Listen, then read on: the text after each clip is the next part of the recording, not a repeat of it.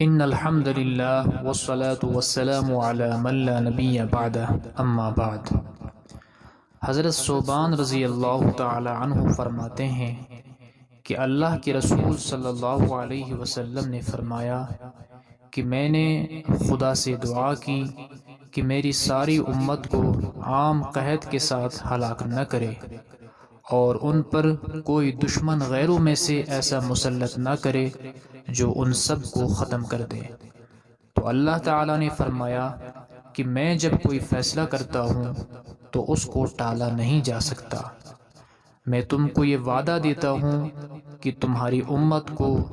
کسی عام قحط سے ہلاک نہ کروں گا اور ان پر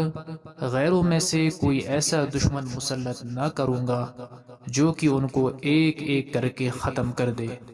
اگرچہ تمام زمین پر بسنے والے ہر طرف سے جمع ہو جائیں۔